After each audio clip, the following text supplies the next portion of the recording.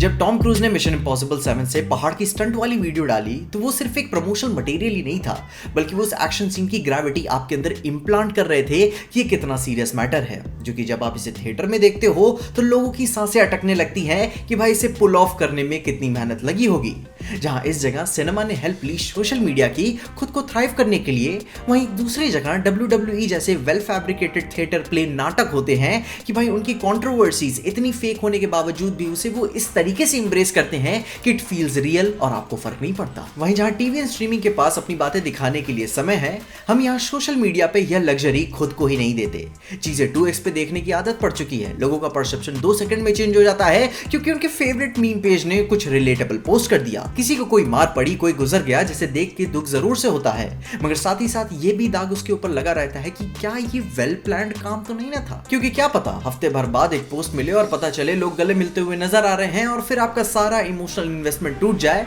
जिसके बाद आप फिर किसी एक माधरचोदी कौन भैंचोद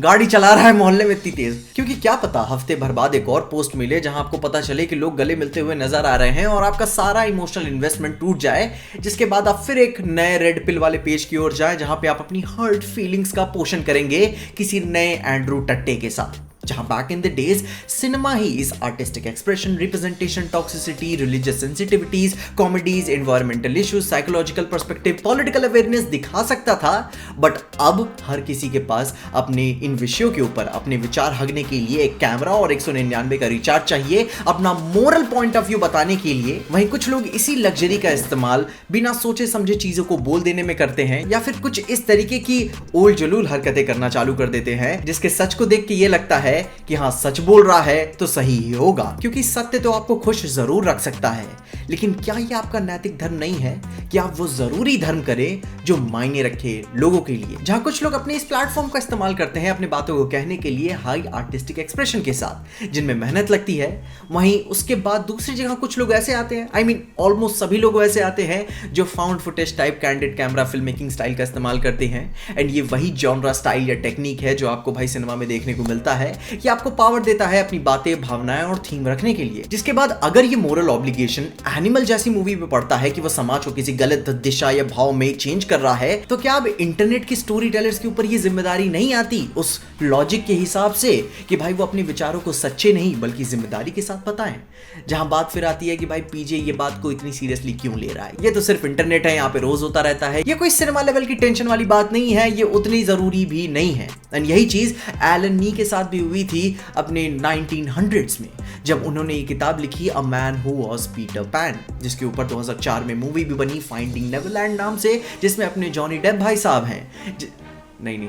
जॉनी डेप और अपनी टाइटैनिक वाली हीरोइन भी है। खैर अपने मूवी के किरदार सर जेम्स मैथ्यू बार्नी, जिन्होंने भाई अपनी ग्रेट फेलियर के बाद पीटर पैन के भाई कैरेक्टर को जन्म दिया, उनके प्रोड्यूसर का उस कहानी में मानना था कि जब ये नया धंधा आया बाजार में, ये थिएटर प्ले नाटक जो सिर्फ एंटरटेनमेंट के लिए बनाया गया था, दुनिया ने पहली बार देखा था, कोई सीरियस लेने वाली बात नहीं थी, मजे लो घर जाओ। लेकिन फिर जन्म हुआ क्रिटिक्स का, जिन्होंने इसे जरूरी बनाया, उनके एक्शन से रिएक्शंस के लिए उन्हें अकाउंटेबल ठहराया, रिस्पॉन्सिबल बनाया, किसकी ग्रेविटी समझाई कि भाई इंटेंशनली या अनइंटेंशनली जो इम्प्लांट किया जा रहा है आपके अंदर, क्या वो कितना जरूरी है, कितना रिस्पॉन्सिबल होना है, इसका प्रभाव क्या पड़ता है। अच्छे या बुरे नियत से इट डजंट मैटर, सिर्फ कॉन्सिक्वेंसेज मायने रखते थे। जहां भाई अनफॉर्चुनेटली अभी सोशल मीडिया के पास सिर्फ न्यूज चैनल्स तो हैं, मगर अभी कोई क्रिटिक्स नहीं। एंड यहाँ अब वही सारी लड़ाइयों को देखकर जेएम बैरी की पीटर पैन की ही कहानी याद आती है कि जिस लड़के के पास इटर्नल यूथ था कि वो कभी बड़ा होता ही नहीं था, वो भी सिर्फ लिटरली ही नहीं मेटाफोरिकली भी,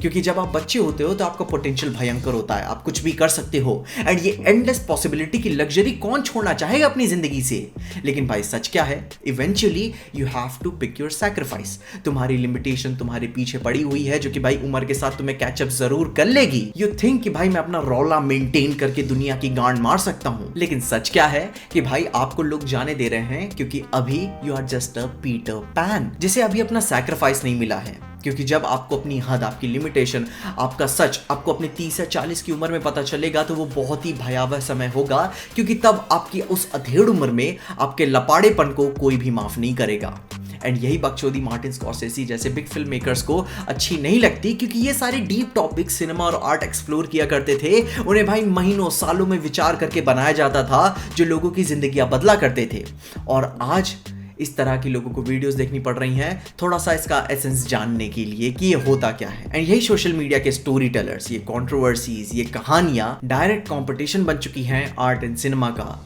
जिसे लोगों का अटेंशन स्पैन से लेकर टेस्ट ऑफ जजमेंट इतना नैरो हो चुका है कि अपने विचारों का समर्थन करने के लिए लोग विचारों को छोड़कर हर चीज का प्रयोग करते हैं।